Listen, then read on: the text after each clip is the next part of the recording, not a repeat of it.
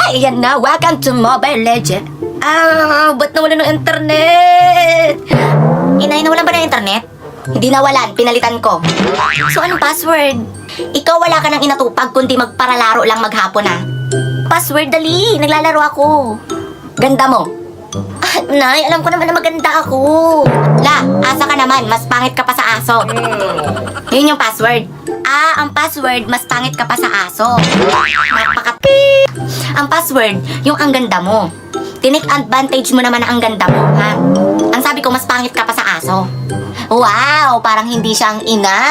So, kung aso ako, ano ka? Kinigigil mo talaga kung bata ka, no? Ha? Sana, pinutok ka na lang ni papa mo sa pader, ha? Nanggigigil ako sa'yo. Ikaw yung pinakawalang kwentang anak. Teka. Sige, sige. Baka nakakalimutan mo ang anak mo ako. Wala akong pakialam.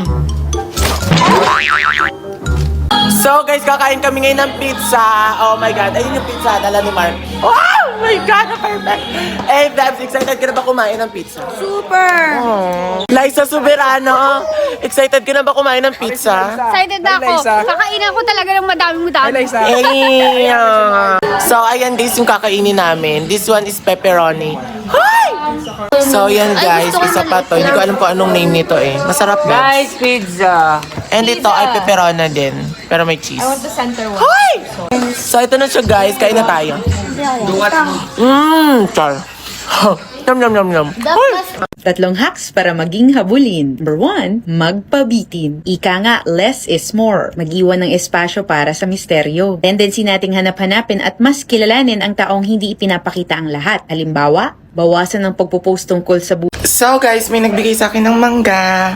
At ito siya, ang laki. Tapos makain tayo. Alam mo naman ang sausawan natin is MQ bagoong. I love MQ.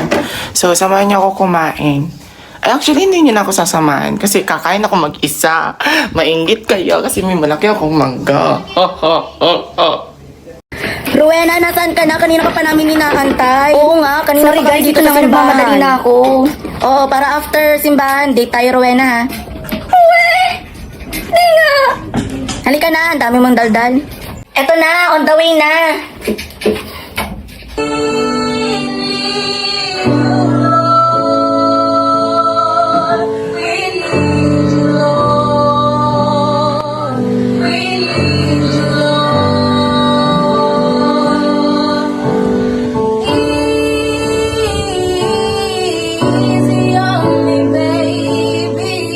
Rowena, ano ba?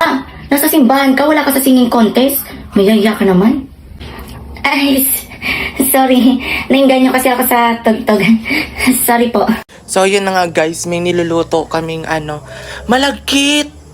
Ayan, ganito pala siya. Kanina kasi kulay puti yung nakita ko.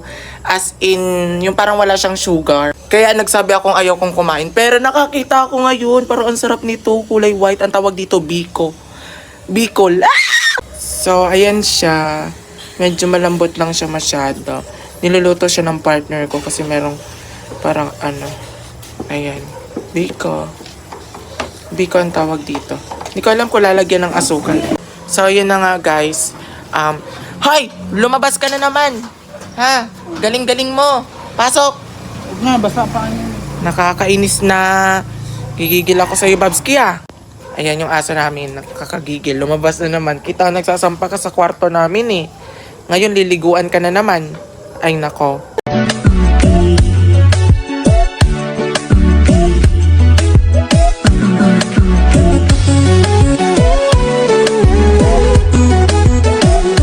So guys, nagpapalinis ako ng kuko.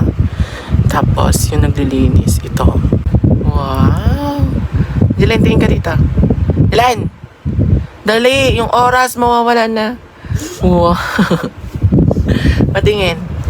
Patingin ng tagalinis. Yung mukha. Wow! Ang ganda! Mukhang odo. Char. Sakit! Patingin ulit ng mukha.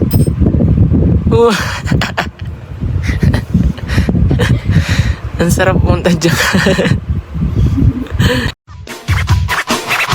Guess what? You know last night, yo, it was the best. I met a pretty girlie na taga-IS. Mayroon siya mga kasama. sure. Isa lang ang aking napuna, lahat sila demure. Kaya ang sabi niya, hey Andrew, I would like you to meet my friends. And believe me, lahat sila ay my Mercedes-Benz. This is Anna, this is Karen, this is Tanya, this is Jill. Lahat sila nakatira sa San Lorenzoville among the four.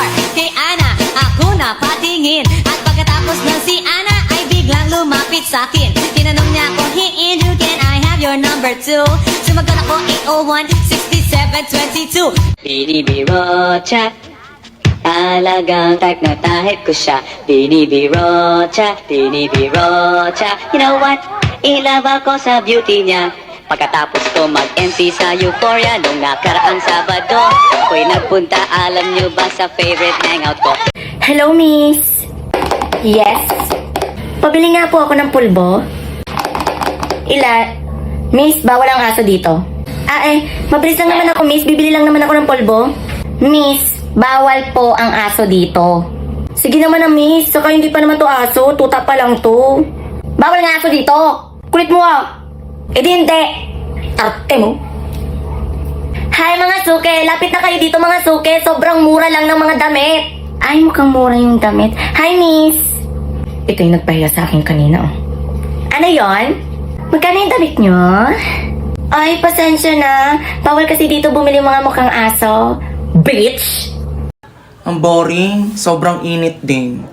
What if tanungin ko lahat ng tindahan dito sa buong Pilipinas kung nagpa-load sa kanila si Daniel Padilla? Pwede din, no? At least nalaman ko na yung number.